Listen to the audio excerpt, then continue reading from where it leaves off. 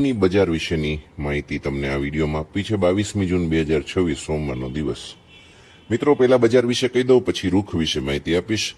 સમગ્ર ગુજરાત આજે સોમવારનો દિવસ 25,000 ગુણી આવકમાં 2-3,000 ગુણીનો વધારો થાય છે જ્યારે સોમવાર હોય ત્યારે, એટલે 25,000 ગુણી આવી છે। બજાર સ્થિર છે, ભાવ મક્કમ છે। સિંગાપોર ક્વોલિટીની જ પહેલા વાત કરી દઉં તો એની અંદર મશીન ક્લીન 0.5% 42.50, મશીન ક્લીન 1% 42, 2% 41.50। આ વાત કરું 1%ની તો 3850નું બોટમ બનાવીને આવ્યું, એ પછી એમાં સ્પ્રિંગ જેવો ઉછાળો આવ્યો ને જળવાઈ રહ્યો છે। Machine clean 2% 4150। યુરોપ ક્વોલિટીની વાત કરું, એની અંદર મશીન ક્લીન 0.5% 4500 રૂપિયા, સોર્ટેક્સ 4550 0.5%માં છે। જીરુની આવક ઊંઝાની અંદર વાત કરું તો 14,000 ગુણીની થઈ છે। બજાર ટકેલી।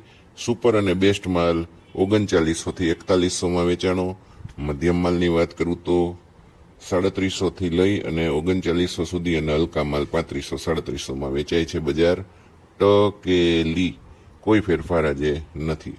વાયદા બજારની તમને વાત કરી દઉં તો ગયા મંગળવારે મિત્રો તેજી થઈ હતી। વાયદામાં જે ઉપલી સર્કિટ લાગી હતી એ પછી ધીરે ધીરે કરતી બજાર પાછી સુસુપ્ત જેવી પરિસ્થિતિમાં આવતી જાય છે। આજે સોમવાર 22 જૂન, જુલાઈ વાયદો 45 ઘટી 20,920 ચાલી રહ્યો છે। જ્યારે તેજી થાય એ માટે 21,200 વટાવે ખૂબ જરૂરી છે। વાયદામાં ટેકનિકલ લેવલ છે, 21,200 વટાવે ખૂબ જરૂરી છે। 2-3 દિવસ એની ઉપર બંધ રહે તો ચોક્કસપણે તેજી 22,000 સુધી લંબાવવાની શક્યતા રહેલી છે।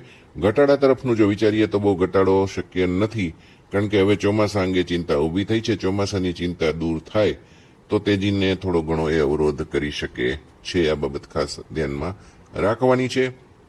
વાયદાની વાત કરું તો વાયદો નીચામાં ક્યાં સુધી જઈ શકે તો એ ફરીથી 19,800 તોડે નહીં, એનું ખાસ ધ્યાન રાખવાનું છે। તોડે તો 19,200 સુધી જઈ શકે છે, પણ આ લેવી શક્યતા ઓછી છે, કારણ કે અત્યારે ચોમાસાની ચિંતા છે।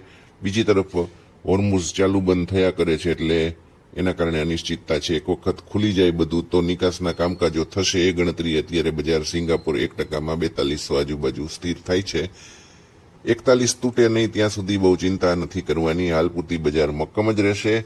ટૂંકી વધઘટે જરૂરથી અથડાતી રહેશે। ચોમાસા ઉપર સાચો આધાર રહેશે। તેજી મંદીના વમળો આવ્યા કરશે।